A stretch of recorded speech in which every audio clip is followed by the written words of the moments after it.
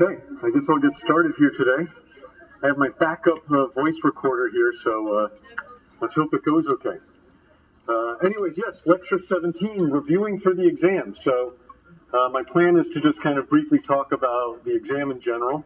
Of course, by this point, we should know pretty much what's on said exam and I guess what the practicalities of executing the exam are. But just to sort of make sure everybody is on the same page here, next time, Thursday, we start up our exam cycle. So this is both an in-class and an online component, right? So as before, come to class, take the in-class portion, about the same length and structure as the one that you got for practice, right? Shouldn't take that long. After class, the online portion will stay open until Sunday night, right? So you'll have 90 minutes to finish it once you start it. And you can do that up through Sunday night. I believe the homework, I think I say on the next slide, is also due at Sunday night. My hope is that I'll have the answer key in good enough shape ahead of time so that everything can be handed back, like right at that, on Monday, right? A week from today. What else do we have here? Okay. So in terms of material, it's really everything since the last exam. Market structure, I guess I left trade off. Now that, a student mentioned this last class, we had that whole class on international trade, and there was an associated homework. You know what? That didn't make it onto the exam, which is okay. So it's really chapters 10, 11, 12, 13, 14. That's market power, market structure, competition, and then everything we said about externalities and the Coase theorem last time. 4 homework, 6, 7, 8, 9, right? So you have those. And I think that about says it for the, just the logistics and all that, right? What's on it and how the exam will go. So I guess I'll just launch into the review here. My plan, I can mention all this. Just so you know, it's Monday, so you have the full week of tutoring stuff you can take advantage of. These are the hours. I think all of the hours go along. It can be online or in person. So online, there's the Zoom stuff there. In person, it's the 15th floor of this building, 1537. Of course, Ishi's actually here on Thursday as well. And she has her office hours on Zoom also. She might be doing a little bit additional office hours. I'll ask her. It just occurred to me. So there's all that. Okay. So I guess I'll just dive right into the final. Maybe I'll start with the in-class component. So, right, we had this first question here, which was just about this standard stuff, comparing competition and monopoly. As I look at my diagram here, there's a number of different ways you could sort of label these curves, and I guess the default should be to label them to over-label rather than under-label. So I might have also called this supply equal marginal cost, right? And that's kind of the comparison I'm trying to get you to do here, right? It's basically look at this graph and show me how we contrast the competitive market and the monopolistic market. So on the graph, mark the competitive equilibrium rent and quantity. So this is rent is the price here, quantity is there. Let me actually just do this. So competitive market is just where supply and demand intersect, right? Right here. And so what I had in mind was you just put an X right there, right? An X right on the intersection of those two. Monopoly, right? The monopolistic rent and quantity. Well, what I had in mind here is that you would now sort of, if you remember in class we talked about just flicking a switch, alternating, taking the same market, everything about it the same, and just think about what happened if it bounced back and forth between competition and monopoly. And all you had to do here was say, okay, well, let's see. If we flick the switch, the supply curve becomes marginal cost, right, for the monopolist. And the monopolist just finds the point where marginal cost and marginal revenue are equal to maximize profits. This is the output that the monopolist wants to produce, 400 units. And then we just go up to the demand curve, and that gives us the price, right, 200. Okay, so I had in mind X here and a circle there, right? So the big mistake that people made, or not a big mistake, but the mistake that people made was they would circle this point. That's fine, but you're trying to tell me where the price and quantity is, right? And you have to go up to the demand curve to get the quantity. So that was part one. Question, yes? On the answer key on top hat, it says that the O, like the circle, is at $401.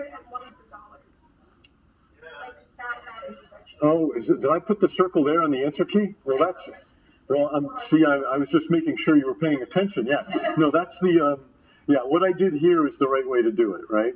So that's a good catch. I'll have to, maybe I'll amend the answer key if it was done wrong. Right, you'd want the circle to be here, right, where the price and quantity is. Okay, well, then it's really kind of, if you look at, I guess we can look at questions 2 and 5. Rent in the competitive market. You know what I'm going to do is just make this a little smaller so I can kind of, hopefully you can still see it, so I can fit everything on the same page here. Yeah, there we go, perfect. So rent in the competitive market, well, and of course I always say this when I do these practice reviews, it's practice for me as much as it's practice for you. And I'm looking at the question now and I'm thinking, well, rent, do I really want to, now you have to sort of, is rent price and all that stuff? I guess rent is price, but now I'm sort of making you figure something out here. So that's what I have in mind. Rent is kind of the price here, and so you'll just read it. There is 150, right? Rent in the competitive market is 150 at that point. And then number 5, I guess it's just an easier comparison to make right now. Rent in the monopolistic market is, well, as we said, quantity is here. Go up to the red demand curve, it's 200 here. So this is 150, this is 200. Okay, and so then I just ask a couple questions about surplus. Consumer surplus in the monopolistic market. Okay, well, where's that? So in the monopolistic market, we have the price here. I pulled it down on the screen so I don't have to stretch. The price is here, right, in the monopoly. So consumer surplus is then everything below demand up to the quantity above price. So it's this triangle right here we're trying to calculate the area of. And it has, let's see, 100, 300 to 200 is a distance of 100, is the height. The base of the triangle is then, I guess, 400. Is that what it was? I outsmarted myself a little bit there. Right, so it's 400. So we're looking at this triangle here. And so that would be 100 times 400 divided by 2. Note to self, if I have to get my phone out to make sure I've gotten the calculation right, maybe I should make numbers on the actual exam that don't require, you to use a calculator. So thinking maybe I should try to make my numbers a little bit easier to work with. 100 times 400 divided by 2 to get the triangle area is 20,000, right? So 20,000, that would go in this line here. That is consumer surplus in the monopolistic market, 20,000. Producer surplus in the competitive market, okay. Producer surplus in the competitive market, well, let's see. That's this area here, right? Here's the market price.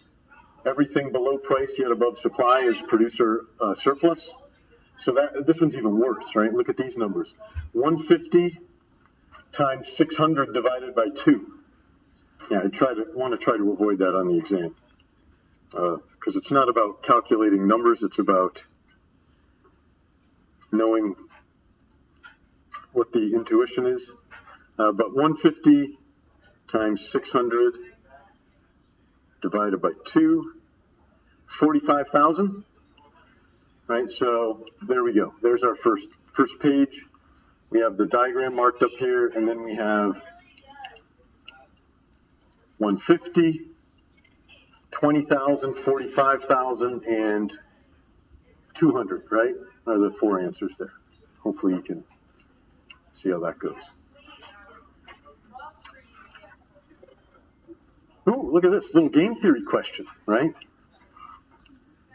So we have a matrix, right, describing a game here for you. I guess you could say I've arranged the numbers so that it looks a little different than maybe what you're used to. That's fine. You just have to know what the logic is behind the diagram. And really, if you think about these game theoretic things, right? These normal form 2x2 games, you might think about it that way, right? 2 players, 2 actions in normal form, right? In matrix form. It's really almost all about just knowing how to read the information in the picture, right? That is to say, you have to be able to look at this and understand which numbers correspond with which decisions, and that can be a little difficult. One thing you can actually do for practice is you can go online and just look at, there's these examples of these things all over the place, and you can just kind of stare at them and think about them and how you interpret them and all that. Yes, question? So I was a little confused about these like diagrams. Okay. For some clarification for this example, Mm-hmm. it would be that if you were to move down, so the column, it would be, it would go east. Okay, sorry, comparing and then moving like right, and then when moving down. Mm-hmm. Moving right would mean that would be 200, but with 800 and Pepsi would be 100. Okay, so I'll just stop you there. This is exactly what I'm talking about. It's understanding which information corresponds with what, and how you figure out whose payoffs are determined by which action. That's kind of the whole difficulty of doing this. So you might think about it this way. In fact, what I'm going to do is just dive into the first question and start explaining this a little bit. So the first question here, or question 6, is what is Coke's best response if Pepsi decides to spend a little? So when I say best response, what I mean is what gives Coke the highest payoff, given Pepsi is pursuing one of its 2 actions. So you can often think about it this way. Here these arrows kind of tell you Coke is the row player, is how I think about it. Pepsi is the column player. Players' payoffs are first in each of these boxes, right? Column players' payoffs are second. So, for example, if Coke spends a little, that puts us in this row. If Pepsi spends a lot, that puts us in this column. So Coke gets 100, Pepsi gets 400. In that configuration, right, in our 2-action, 2-player game. So here the first question, what is Coke's best response if Pepsi decides to spend a little on R&D? Okay, well, if Pepsi decides to spend a little, that actually works not so bad, right? This is all out off the table. We're now just fixed in this column because Pepsi chooses the column, right? So now Coke, payoffs first for the row player, has to decide, do I spend a lot or spend a little? And you look at this and you can say, well, okay, well, if Pepsi spends a little, Coke's best response is to spend a lot because 400 is greater than 300, right? So, and that's all we're asking here. Spend a lot, right, would be what you would put in the blank here. So one thing I'll mention about this is oftentimes people will put a number here like 400. 400 isn't really, and we could hash this out, after the fact, and I understand what you were trying to say if you wrote 400 there. But in the interest of kind of avoiding, sidestepping difficulties with grading that you have to take care of and all that stuff, really when you're saying best response, you're talking about an action, right? Not a payoff, right? Maybe I could have said, well, what would Coke's payoff be from playing its best response to Pepsi? And then the answer to that would be 400. So subtle difference there. Okay, number 7, right? And that, by the way, that question was, I put that on there to kind of get you to think about number 7 a little bit here, which is about the Nash equilibrium of this game, right? So Nash equilibrium, we've said it's a point of, equilibrium suggests it's a point of stability of the game. That's kind of the idea, right? We're trying to find a stable resting point to this game where no player has any incentive to change what they're doing given what the other player is doing, right? Whatever you're doing, I'm doing what I want to do. Whatever I'm doing, you're doing what you want to do. The way I've said this in class is, I'm best responding to your best response. You're best responding to my best response to your best response, and so on and so forth, right? So you have to find a part of this matrix or strategies where everybody is playing a best response. And there's a couple of ways you can do this. One way you can do this is just by iterating. So if you want to find a Nash equilibrium, you can just kind of say, all right, well, let's pick a box and just test it, right? So we already started out with this configuration here. Let's think about what happens if Pepsi spends a little, right? Well, we saw when Pepsi spends a little, Coke spends a lot, right? So now we might ask, we now know what Coke's best response to Pepsi is, given Pepsi's action. Well, if Pepsi's spending a little and Coke is spending a lot, now we can ask, what is Pepsi's best response to Coke, right? So Pepsi says, all right, well, let's see here. If Coke is spending a lot, well, I have a choice between spending a lot or spending a little, right? So now, of course, Coke has put us in this row, and Pepsi has to choose the better of the two entries in the row from its perspective. Well, let's see. If I spend a little, I get 100. If I spend a lot, I get 200, right? My best response is to spend a lot if I'm Pepsi, given Coke is spending a lot. Well, if you flip this around and you look at it this way, if Pepsi spends a lot, that puts us in this column. Coke's best response is, well, let's see, we have 100 here, 200 here, is to also spend a lot, right? So if Pepsi spends a lot, Coke does the same. If Coke spends a lot, Pepsi does the same. We have this situation where everybody's playing their best response to the opposite number's action. So you would say the best, or the Nash equilibrium is this box here, right? I have a couple of things I'm going to sneak in and say about this because, right, it's a review session and I can, accentuate a couple of add-ons here too.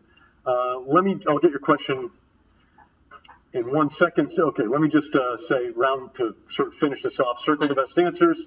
The Nash equilibrium, typo there. The Nash equilibrium occurs when Pepsi spends a lot and Coke spends a lot, right? That would be the answer there, circling the first entry in each of those bracketed areas. Question?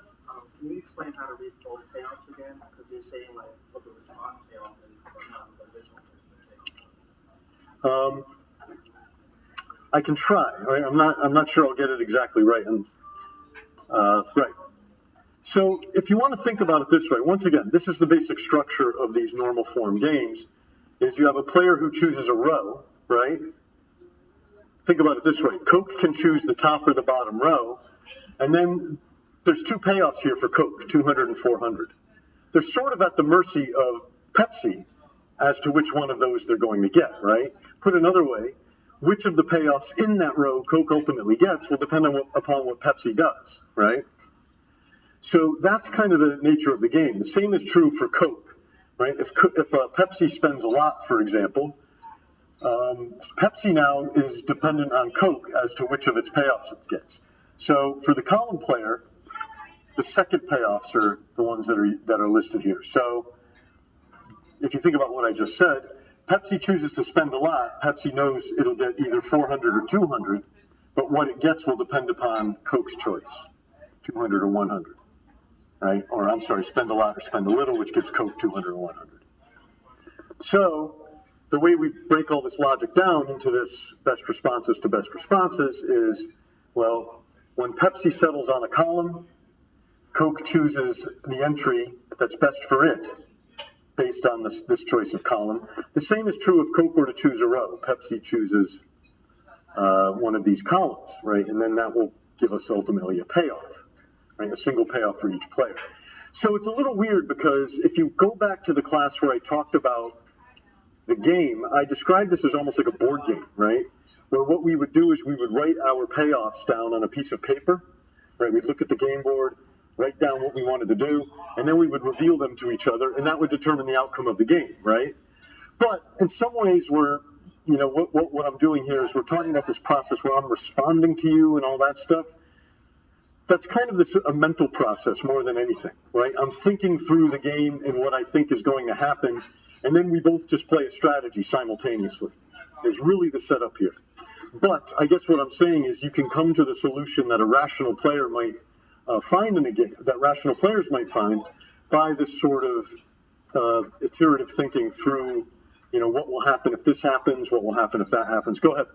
So what you're saying is, like in this game, the turns aren't actually taken, everyone just acts with the assumption of what someone would do. In fact, that's a good way to say it. So when I said at the beginning of this whole presentation, I said, we're going to think about the simplest, interesting game there is. This game has two players and two actions in one move, right?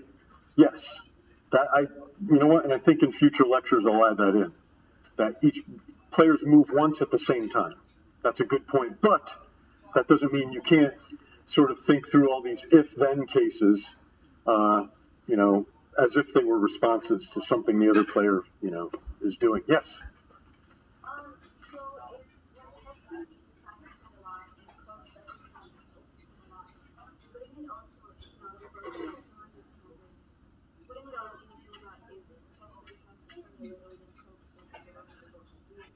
That's an excellent, you know what, I'm very glad you asked that question. So the question focuses out, you know, basically focuses attention on this, that the players are collectively better off here, right? And the way you said it was good as well. So wouldn't it be better if Coke and Pepsi both spent a little? The answer is emphatically yes, right? And this may signal to you what I've done here is just this is a prisoner's dilemma game, right? Where it suggests that even though the players would be better off following one course of action collectively, because of competition, right? The logic of competition here, the players wind up doing something that's both worse for both of them, right? So think about it this way. If you said you were going to spend a little, and I said, well, I'll spend a little too. That'll be great, right? And then I started thinking about it a little bit. I might say, well, wait a minute. If you're going to spend a little, I'll get 300. That's good. But I can undercut you and spend a lot, right? And then I capture maybe more of the market and I earn even greater profits, right? So I spend a lot. That's my best response to you spending a little. It's a little underhanded, right? And indeed, if that's how I'm thinking about the game, that's how you're thinking about it. And the fact that both of us approach it that way pushes us to this spend a lot, spend a lot. So to finish up this thought, I'll get to that in a second. One way you might even think about this, or an additional add-on might think about this is the best possible outcome for us as a whole, right? That was part of the prisoner's dilemma. Yet, it is a dominant strategy, right, to not spend a little, but to spend a lot. Put another way in this game, spending a little is dominated by spending a lot. So you have a pretty strong incentive to pursue this action, spend a lot, right? It's a good defensive action, but it's also a good offensive action, right? That is to say, if I spend a lot, I'm sort of covering myself in the event that you spend a lot, right? Because if I spend a little while you spend a lot, right, I only get 100. Here I'm at least getting 200. I'm not getting undercut. And so you can in fact see spending a lot, well, it's better for me if you, spending a lot for Pepsi, I'll say, is better than spending a little. Let me just think about this for a second. Spending a lot is better if Coke spends a little, right? Because well, let's see. If I spend a lot and Coke spends a little, I get 400, right? And that's more than 300.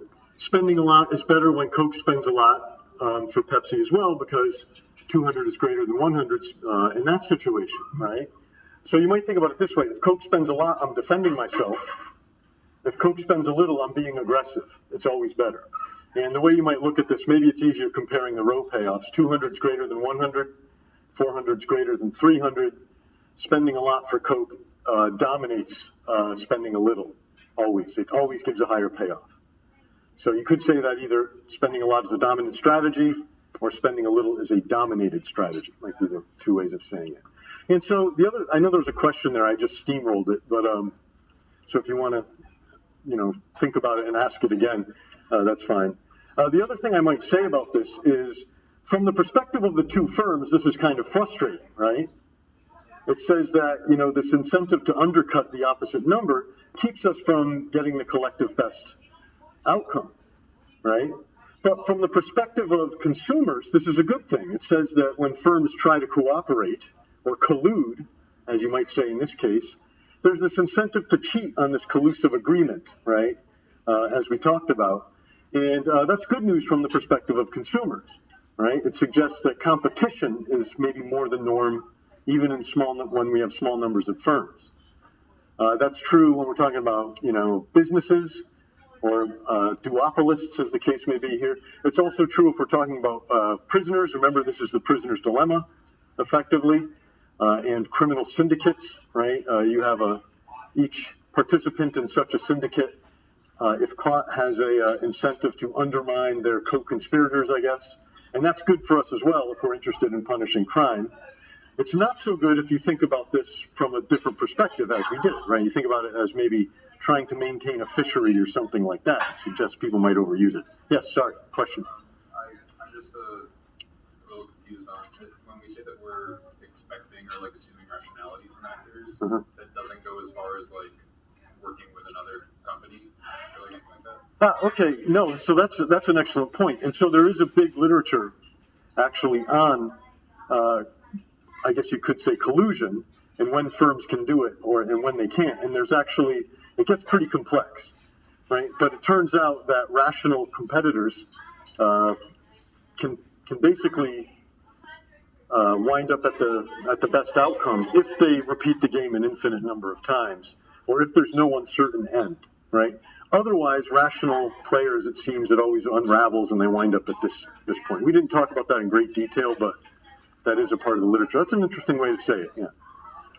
Rational, I guess you could even think about it that way. If they could find a way to collude, they would, right? Right. So we'd have to add something else to the game. Yes, question back there?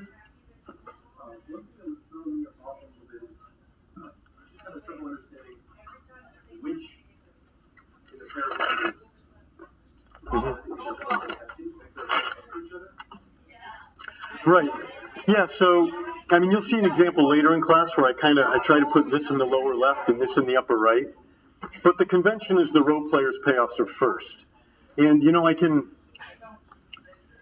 say that, but I appreciate that. It takes a little bit of practice, like looking at these things and getting used to them and interpreting it and saying, you know, you even have to ask yourself questions. If Coke spends a little, what are the possibilities for Pepsi? Well, let's see. If Coke spends a little, 400 or 300, 400 from spending a lot. If you're Pepsi, 300 for spending a little. You just have to do it, you know. I don't know what else to say about it. Yes?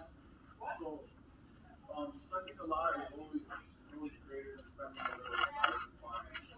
a little. Right. So that's kind of what I mean when I say dominant strategy. Go ahead. Let's say 100 and 100. Well, then it's complicated because then you have a tie, right? If this were 100-100, you would be indifferent between, well, let's see here. If Pepsi decided to spend a lot and this was 100-100, I could spend a lot, I could spend a little, I don't care, right? There are ways to solve those games, right? But we don't, you know, this isn't a class on game theory, unfortunately, and it gets complex. So that game that you mentioned has a little bit of, if you go back in the notes and you look at the stag hunt game that I talked about, when you do stuff like that, there is a whiff of that game where you can guarantee yourself a payoff by following a particular course of action, right? A little bit different because you want this to, but that's often what happens in those games. So for example, if you had this 100 and 100, and this being like 0 and 300, then you would get the stag hunt. But I encourage you to go back and look at that lecture if you're confused by this. And like I say, I mean, as we accentuated in class, there's a million different examples of this sort of game, or games in general, 2x2 games around on the internet, because it's such a pervasive thing across all kinds of disciplines. So if you need practice, you might be able to find it pretty easily online. Yes? Which one? The mole? They have a 2x2 game, little payoff. Well, no, but the concept is everybody's like good and put money in the pot, but then each player also adds Oh, right. Yeah, that's like so that's a good example of the common pool problem, right? Or the free rider problem, really. You know, like the office, you're buying a gift for someone, and somebody goes around and collects money, and you say, well, you know, somebody else will give money, and then I'll get the credit for being a good colleague and getting a gift without giving any money. That's a good example. I should use that. Anyways, I have to keep moving here. Okay, so we did the game here. Now, this is we're going to be seeing this example again later in the semester. I'm going to use this when I talk about big retail and when I talk about research and development and all that stuff. So I really like this. This is a simple constant cost monopoly versus competition comparison. So again, I could have labeled this supply equals marginal cost, and maybe I should have. And this is the model where the costs of producing any unit of output are fixed at 150, right? So there's no increasing marginal costs, there's no fixed costs. Every unit of housing, rental housing, costs $150 to produce and maintain every month, right? Whether you have 10,000 or 1 or 3 or whatever. So we have this very flat marginal cost curve, which is also the supply curve, right? First question, put an X, right, where the competitive equilibrium quantity and rent is. Once again, I think I should use a price example on the exam. So put an X here, right? That's where supply and demand are equal in this case, right there. And then put an O where the monopoly rent and quantity is. Okay, so let's see. The monopolist finds marginal costs now, same as supply, equal to marginal revenue. We go up here and get the price, right? So that would give us an O here and an X here. And then we can just kind of go ahead and answer the rest of the questions here. So consumer surplus in the competitive market. All right, well, we don't have to, we do our usual thing here where, let's see, 300 to 1, it's everything above price, get below demand, 300 to 150. That gives us a vertical distance here of 150 out to 600, right? And then we want that triangle, so it's going to be 150 times 600 divided by 2, which I believe is, yes, question? Sorry, that was just, just to clarify, Mm-hmm. O would just be, I mean, the X would just be where the revenue and the supply is. Yes, the O is, well, you have to find, so what you're doing is you're finding the quantity, and then you're getting the price from the demand curve, yes. So it's straight up from here on the, Yeah, the O would be just on the demand curve for that. right. So, sorry,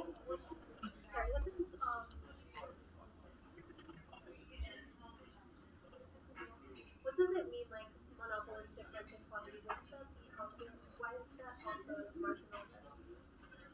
Oh, okay, because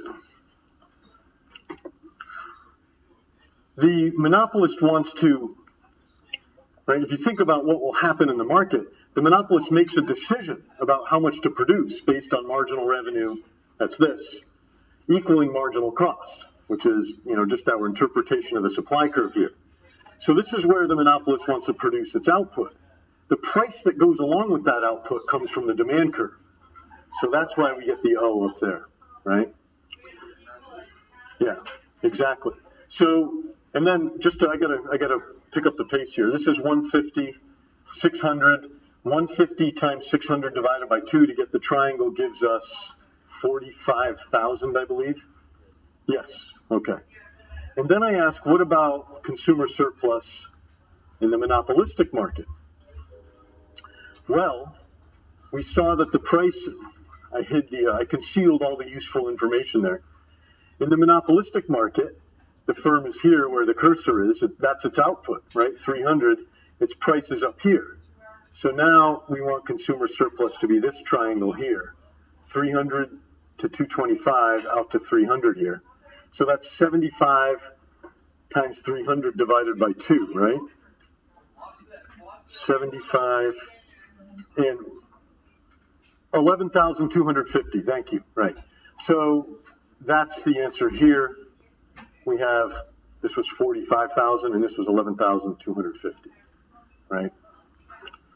Okay.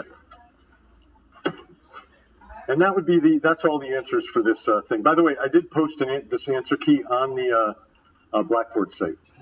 So there is an answer key there with all the numbers, and apparently there's a circle in the wrong place. But you know because you've been sitting here watching the review. Yes.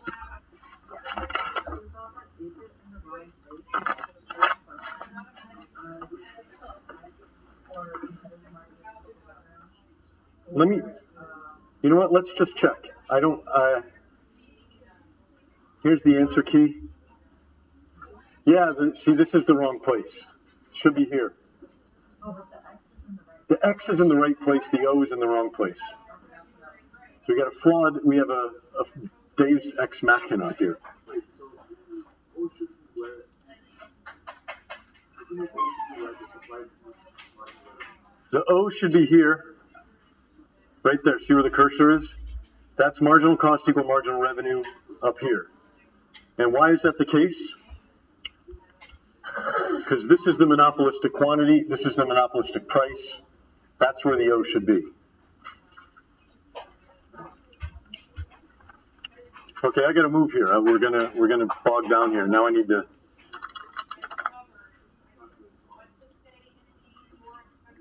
I will put up a new answer key. I don't know what happened there, but I'll fix it.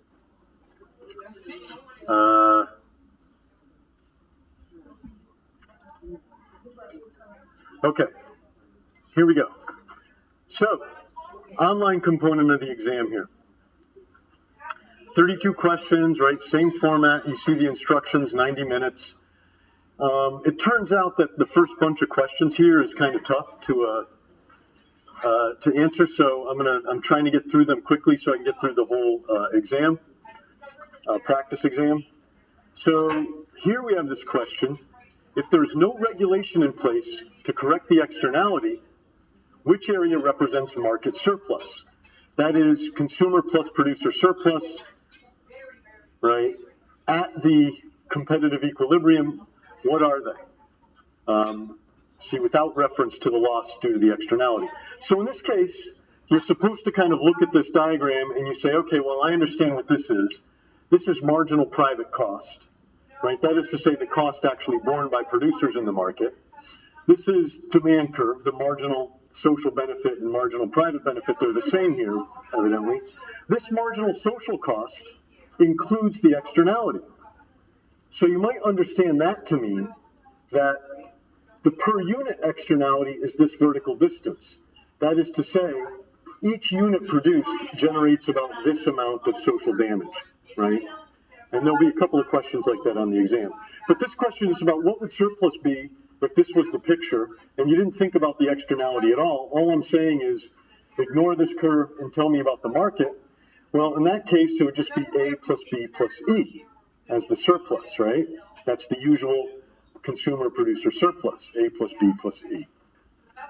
So, it looks like D there. So let's see here.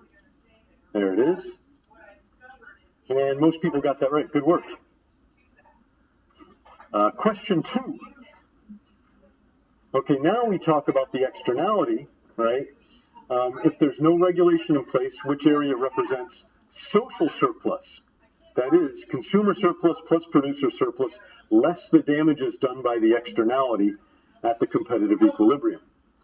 Okay, so what you now want to do is say, okay, there's buyers and sellers in the market. That's always the case. They get their surpluses. But now there are damages accruing to environment, right? Or damages accruing to society because of this damage to the environment. So we have to think about this marginal social cost here.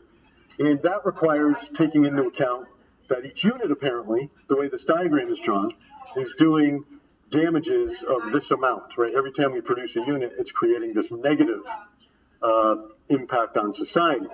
So as before, what we would do is we think about this is the demand, this is the supply, so our market quantity is here, right? We have A plus B plus E as the surpluses, right? Consumer and producer surplus. But now, if we add up all the damages done by all the units in the environment, we have this area left over here, or this area here that amounts to the total environmental damage, B plus E plus D, right? So what we want to do is take the benefits and subtract out the damages. So we have A plus B plus E minus B plus E plus D, right? A plus B plus E minus B plus E plus D. Well, that's going to leave us with just A minus D, right? A minus D. So, by the way, there's 2 more questions on this diagram that we're going to do with the overhead. So let's see. Well, A minus D, there it is. show correct answer. Very tough question, right? I'm looking at that and I say, wow, most people got that wrong. In fact, they put other things more often than that. That's tough. But hopefully you can kind of see how it works here. We were adding up the total surplus, A plus B plus E, and then subtracting out B plus E plus D. Okay. Well, the bad news is it gets a little bit harder here. But we're going to work through it carefully. I hurried through that one a little bit because I'm trying to get back on schedule here. I was falling behind. Here we go. We have a question referring to the diagram below. Illustrates the marginal private cost, social costs, and marginal social benefits. Which area represents external costs? Okay. So we kind of just did this one, right? And this is at the unregulated competitive equilibrium. So what does that mean once again? You have to kind of know that what we're talking about there is, the competitive market where private costs or supply should be equal to demand, I guess, right? Marginal or social benefits, there's really no distinction here. So you want to find this point. And now what you can do is, well, you just want to find out what the total damages are. So you want to add up, right, all the damages done for each of the units produced up till this point, and that is just G plus H plus J, right? Just like we did in the previous problem. So that looks like B. And oh, wow, okay, great. So everybody seemed to have a pretty good grasp on that. Okay, so question 4 here.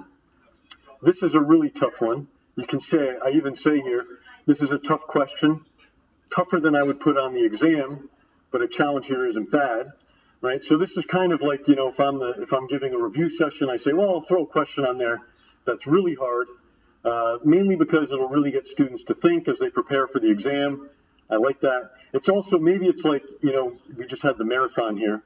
If you're training for a marathon, you go up to altitude and you jog around in the mountains, and then it's really easy when you're at sea level, right? So this question's kind of in that vein here. Okay. So we have the government introducing a per unit tax equal to the marginal external cost, right? And I ask, what area represents the change in social surplus? So what I'm going to do is just kind of draw out the whole logic here. I'll do it kind of through the example, and then we will but you'll notice here that we have to, it says, what is the change that we induce from introducing a tax? So you have to kind of think about what total societal welfare is before a tax, right? And then what societal welfare is after the tax, and what the difference between the two of those is. So that's that's a a lot of higher order thinking going on in this question. So FGH, okay. Let's see if I can just do this here. How did I get so discombobulated with my notes? Let me see. Okay. So first things first, what I'm going to do, I'll just draw kind of the diagram here. Here's supply equals marginal cost. In fact, I should call it private marginal cost. And then we have this, I think I labeled them differently, marginal social cost, social marginal cost, like that. And the question is first about, well, what is total societal surplus without any policy? What happens when we put a tax in place? What do we get out of that? So without policy, we have this, right, as our equilibrium, okay? And then we have this area down here. That's producer surplus. This area up here is consumer surplus. And that would be the end of our story as usual, but we have this externality here, right, that we have to think about. That is the per unit externality for each unit produced. And if we're going to this point, well, you can see that this externality is going to be this whole area there. So we want to do CS plus PS minus E, the total externality like this, right? What was that in terms of our question? Let's just take a quick look. That would be F plus G plus H. I'll write it here and then I'll turn it off. F plus G plus H minus G plus H plus J. Like that, right? So this just simplifies to F minus J. All of that stuff there, right? Okay, well, that's only the first part of the question, right? We want to also think about what happens when we put this policy in place, right? A tax policy. So what does the tax policy do? Okay, well, let's see here. I'll draw it like this. Here we have demand. Here's supply, which is also marginal private cost. I'll try to get the labeling right. Here's marginal social cost.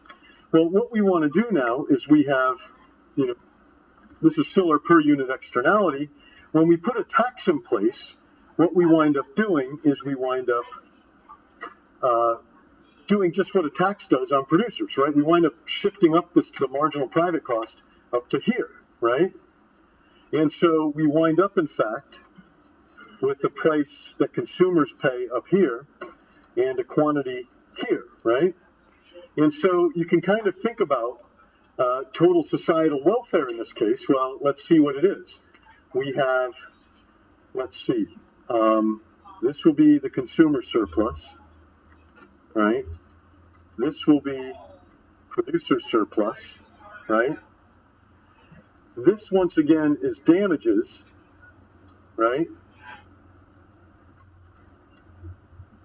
But it kind of cancels out because it's also tax revenue, right? So we'd say welfare is CS plus PS, as I've marked them here, minus damages plus tax, right? So this kind of goes away, right? And we're left with CS plus PS kind of being our surpluses. So what does that look like in terms of the question? I know there's a lot of gymnastics here bouncing back and forth. That's just F, right? We're left with just that top area being F. Okay, so now we can talk about what the change in societal welfare is as we move between these, as we move from no externality policy to a tax policy that corrects for the externality, right? Well, what does that mean? It means we go from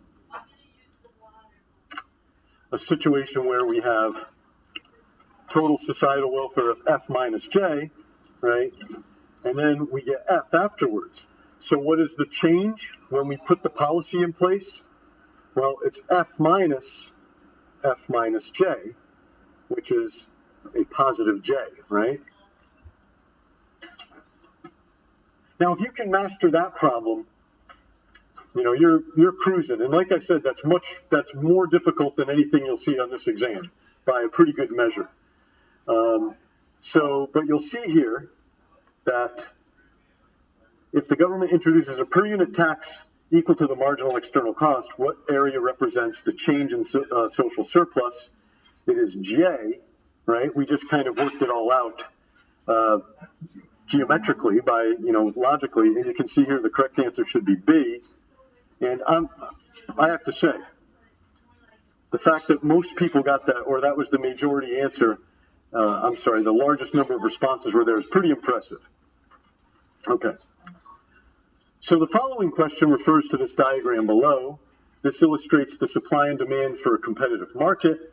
Assume that each unit of output results in a marginal external cost of 5. What best represents the socially optimal level of output? So here what I'm asking you to do is I'm asking you to sort of say, okay, well, let's see, here's supply and demand. I understand that supply is like a private marginal cost. So what I want to do is add the externality to this private marginal cost, and then I want to think about where that social marginal cost, or that social supply curve, if you will, would leave us producing. So let's see here.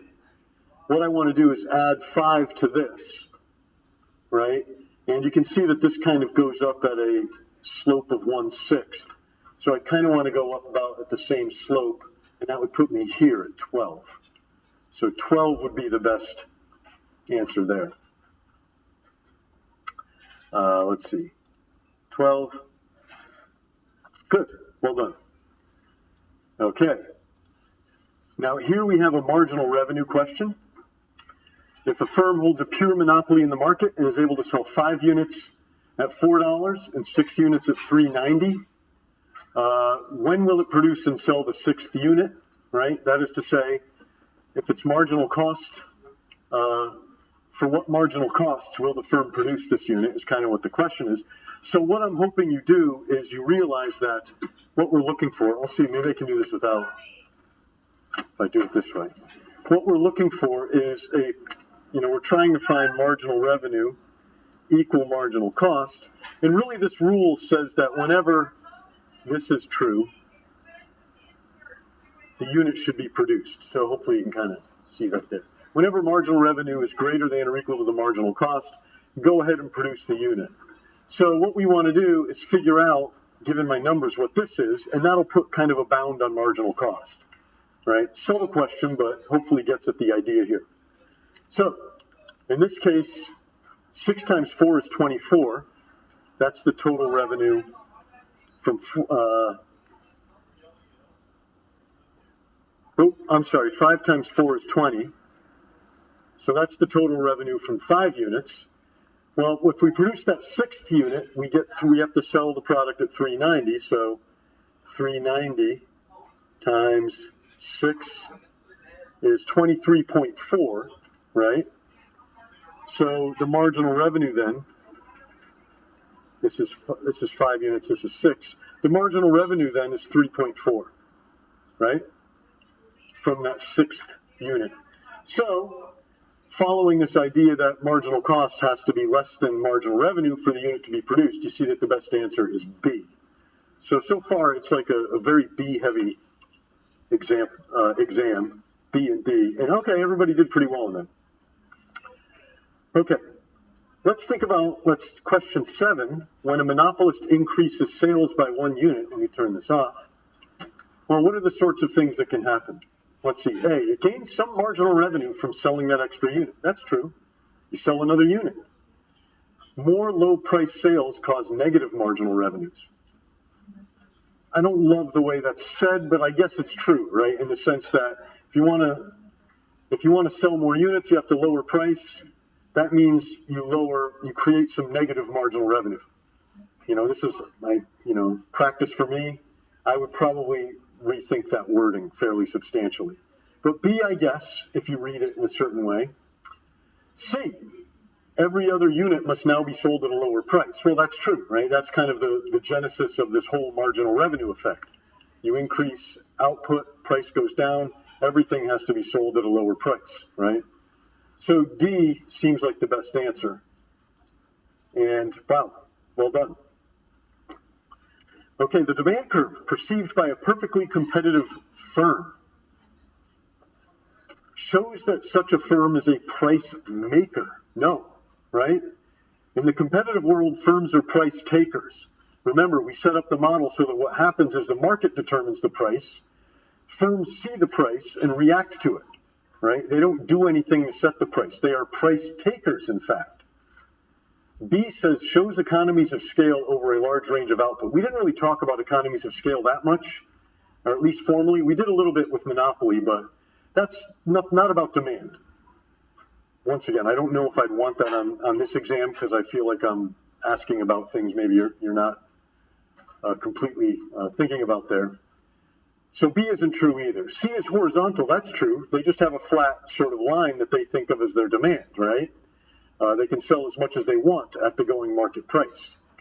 So C is the best answer, I would say, even though I have reservations about how some of these things are working, but well done by you guys. Okay, after maximizing profits, what does the firm's revenue equal? So this is kind of like a, I'll throw a diagram up there. Do you understand not only the lines crossing, but do you understand the geometry of it? Well, let's see. We know that here's marginal cost, here's marginal revenue. So the firm finds this crossing point and produces here, right? H. Okay, so this is the price, this vertical distance, this is the quantity. So this rectangle, AHED, is revenue, right? That's the revenue rectangle. Of course, we're often more interested in the profit rectangle, which is, well, let's see. That's this rectangle here, where we find price, average cost, like that, right? So let's see. Hopefully the AHED is there. Well, it's ADEH. So should be D. Let's see how everybody did. Pretty good, right? So I look at this. This is the profile of a hard question. So part of what I'm doing when I give these practice exams is I'm calibrating the exam, like thinking about how many questions of each type I should have on there.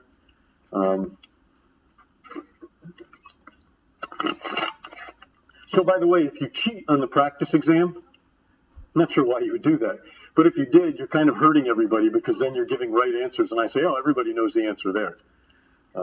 So what you should do is you should just get as many questions as possible wrong on the practice exam. So anyways, a monopolist is able to maximize profits by, let's see, setting the price at the level that will maximize its per unit profit. That's a little bit of circular reasoning there, right? The monopolist maximizes profits by maximizing profits. Producing output where MR equals MC. Okay, now we're onto something. And charging a price along the demand curve. That sounds right. Setting output at MR equal MC and setting price at the demand curve's highest point. I guess you'd like to do that if you were a monopolist, right? That would be kind of like finding this output here and then setting the price here. You can't do that, right? You're still constrained by the demand curve if you're a monopolist. Producing maximum output where price is equal to its marginal cost. That sounds weird and more competitive than anything. So it is B, and most people got that. Okay. The slope of the demand curve for a monopoly firm is, well, let's not overthink this. Downward sloping. Good work. There we go. There's a good starter question. Get you going on the exam. Raven Farms raises a substantial number of bees and uses the honey to produce its own skin healing cream. It's next to Oak Creek Apple Orchard, and the bees pollinate the orchard. Raven Farms, what is it doing? Well, let's see. I would say it's providing more social benefits, right, than it derives in private benefits. It's just selling cream, right? That's all the company's doing. Yet, its production process creates benefits for the neighbors, right? The orchard. So I'm sorry, just I'd like to talk more about it, but I'm going to kind of leave it at that and move on. It looks like most people had the idea there. For positive externality, blank than the social benefits. So you'd probably say the private benefits are less than the social benefits, right? When you're using bees to make, just to make lotion or whatever, honey and all that stuff. Well, that's the private benefit that you get from selling the honey, but you're creating benefits for society on the whole, right? The bees are pollinating flowers and apple orchards and all that stuff. So you'd say private benefits are less than the social benefits. Okay. Here's a question about marginal revenue. A monopolist faces a demand curve described by the following numbers, right? And so what I have in mind is this isn't great. I'm looking at this and saying I'd probably make this a little bit nicer to look at, and it would be maybe easier to understand. The quantity is the first number, the price is the second number. So the marginal revenue from the fourth unit. So if we go down, we see that the third unit, right, we have 3, 3. The third unit says the price has to be 3, so 3 times 3 gives us total revenue of 9, right? Here, let me just scroll down a little bit. Gives us marginal revenue of 9, 3 times 3. The fourth unit, the price falls to 2, 4 times 2 is 8. So the marginal revenue is actually, the additional revenue is actually negative 1, right? Total revenues go from 9 to 8. They don't even go up. So there it is, negative 1. Oh, wow, good work. A lot of people got that right. If the marginal cost of producing a good is constant at 290, what quantity would the monopolist produce and sell to maximize profit? Okay, well, you'd want to find the quantity where the marginal revenue was greater than 290, and you certainly, if for any quantity, the marginal revenue goes below, you wouldn't want to produce that. So you can kind of do the same thing here, and you can say, all right, well, let's see. 0615 2433. I think that's all I'll need. 42. I'll just copy that over.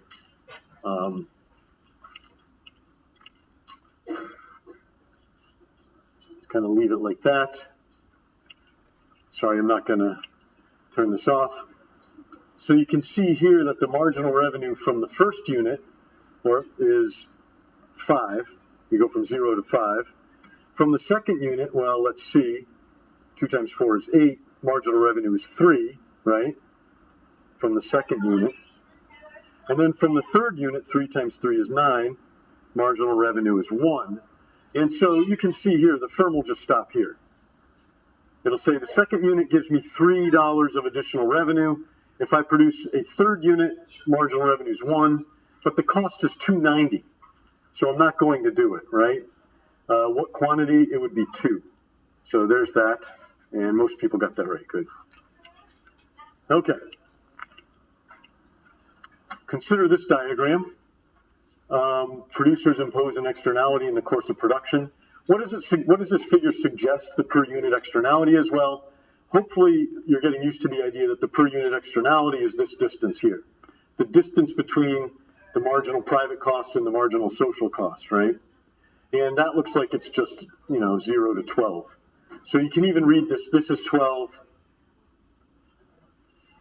Well, we don't know what this is, but we see this distance is also 12, and so is that. So 12 is the answer. There it is. And we see that some people got it right. Here's the diagram again. What amount is produced in a competitive market? Well, that's just right here, right? Where the supply and demand effectively cross.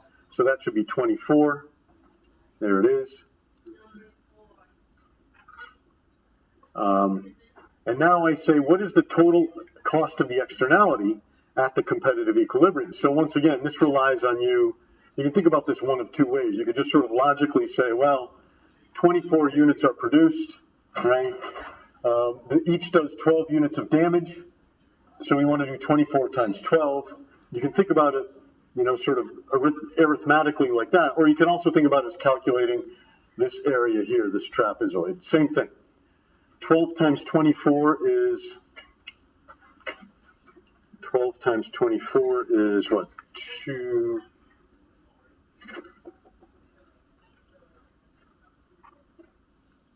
12 times 24, 288. Oh, the answer is wrong on the answer key. How about that? So, let's see. Okay, so people did get them. Well, it's funny. Interesting. Yeah, answer key's not right. But you saw how we did it. It's 288. So, once again, always check the answer key after the exam. 19. How much would the monopolist choose to produce here? Okay, well, right here, right? Marginal cost equal marginal revenue, 90 units. There it is. Okay, if a monopolist operated in the market, what price would the monopolist charge? Well, let's see. 90 units, go up here, and we get a price of 10. Not so bad, right? You can see how people did. If the market were competitive, what would the price of the product be in short-run equilibrium? Well, this is where you just sort of compare marginal cost. You sort of think of this marginal cost curve as a supply curve right here. So the price would be 7, right? Why did I say short-run equilibrium? Because you have to sort of assume that there's no entry, right? When there's entry, the short-run, the supply curve is shifting around, so that's why. But it looks like people got that right. Oh boy, game theory. Another game theory question here. 7 minutes, 8 minutes to finish all this up. Okay, so we have this 2x2 matrix here, right? Suppose that the row firm has selected B here, right? What is the best response to this action by the column firm? So, once again, that fixes us in this row. Column now looks at 100 or 1500. Since 1500 is larger, that puts us here with lowercase b, right, as the best response. And most people got that right. Okay, so one thing I'll say is this is a great answer, but this can fiddle with the answer key because I put this in as the answer. So note to self, maybe just put in a note saying don't mess with that. Okay, I'm going to take a shortcut here. This is what you have to do if you ever need to solve a game really quickly. In this particular game, you can kind of look at this and say, aha, there's dominant strategies here. So I ask for the Nash equilibrium. Let's see. B gives the row player 3,000 or 1,000. That's always greater than 2,000 or 500. So B is a dominant strategy for row player. What about column player? Well, 5,000 greater than 400, 1,500 greater than 1,000. Little b is a dominant strategy for column player, so that puts us here. B as the Nash equilibrium, right? I know I did that fast, but it's because I have it's a click the area problem. And we can see here that most people got that right. It's a little bit of dissent, but most of the heat map is there. Okay, I was kind of hurrying because I wanted to get to these problems. So consider the diagram of a competitive market. What is the equilibrium price? So I say short run because, once again, what I mean by the short run is there's no entry or exit.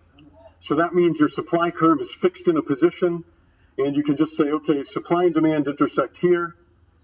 That gives us $1.40 as the price of the product. There it is. Okay, most people got that. What amount does the typical firm produce? Well, the way we read this diagram is we say, well, what happens is firms wind up with, this $1.40 is determined, $1.40 is determined in the market. We go across, and now firms react to that price. Marginal cost equals price right here. That would give us 39, right? As what each firm does. So there it is. And that was a little bit harder for people. Ooh, people went with 33 quite a bit. That's okay. What amount of profits is the firm earning? Aha. So this is kind of read the whole diagram thing. You would say, all right, well, let's see. Firms maximize profit here at this quantity with this price. Their average costs are here, their cost per unit. So this is the profit margin. This is the number of units. You'd want to do 39 times, I guess this distance is 0.2. So 39 times 0.2 gives us, what was that? 7.8, right? Yeah, okay, so it's in between there. And that was a hard question. Yeah, that's a tough one. Last one on this diagram, in the long run, what will happen in this market? Well, there's profits, right? The way I've drawn this market, there's profits here, because the price is here, firms are up here, and their price is greater than the average cost. So in the long run, we would expect this would cause entry, and as firms enter, the supply curve will shift out, right, not pictured. When will that end? Well, you would expect that it would end when the price finally gets here, because then firms are no longer making profits, right? The incentives then to leave or enter are gone. Maybe I've gone too far here, but you can see here, since firms are making profits, there will be entry, and people did well on that. Down here, the diagram of a competitive market, what will be the equilibrium price of the product? Well, I kind of just said it. Entry will occur until the price gets down to $1, which is the minimum of average cost here, right? That was one of the marvelous things about competition, we said, that this incentive to get profits causes entry, and in the end drives firms to zero profits, but this is also the point at which average costs are as low as they possibly can be, right? And that's sort of maximal efficient production. What quantity will the typical firm produce? Well, that's just reading off the diagram. Again, 30. There we go. Okay, in his research, Coase emphasized the role of what in creating externality problems? Well, hopefully last time, by the way, if you look at the video, it got dinged for copyright. We got a little problem with copyright because of My Little Pony, I imagine. But it looks like they'll let it go through because I think it's fair use. But suffice it to say, lack of definition of property rights, who owns what and what can be done with it. That's what Coase was kind of saying there. And oh boy, look at that. I'm heartened by it. So I guess I got it across last time. I'm going to be fine here. 2 minutes, 2 questions. The hoteling model. Ooh, remember that? That was the Orchard Beach and the hot dog stands. That's a model of location. Well, we saw that in the end, firms wind up clumping together, right, all in one location. And it turns out that wasn't great for society, because you'd like to have the firms spread out to the advantage of consumers, right, not just bunched up there at one point in the beach, right? So A looks like a pretty good answer, and it seems like people got that right. So I've now given myself enough time to do this game, to draw it out. This is our one example of a sequential game written in what is called extensive form. And of course, the way you solve this game is you work backwards, right? Backwards induction.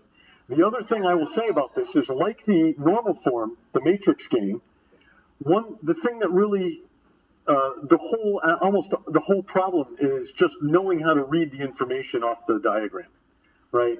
So this diagram says player 1 moves first and goes left or right, right? Capital L, capital R. Then player 2 moves second and chooses little l or little r, or little left and little right. And then the payoffs are 4-1, right? The first player is player 1, so their payoffs are listed first.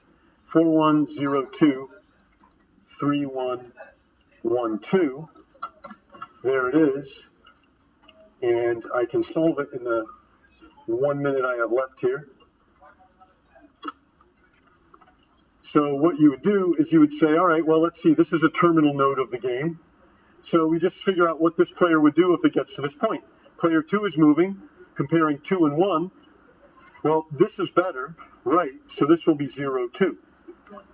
If we should get to this node, well, the same thing. Right is better than left because 2 is better than 1. So we put 1-2 here. Now player 1 says, if I go this way, this will be the ultimate payoff. If I go this way, this will be the ultimate payoff. Well, let's see, 1 is greater than 0. So we wind up with our subgame perfect Nash equilibrium, as the lingo goes. Player 1 going R, and then player 2 following with R. And that's the solution to this sequential game. Of course, the best joint payoff is here, I guess, but they wind up here with our equilibrium. Okay, I will be around for office hours if you have questions, and we have the other sources of help as well.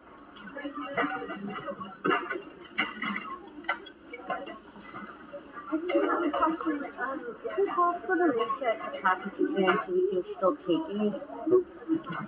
You'd have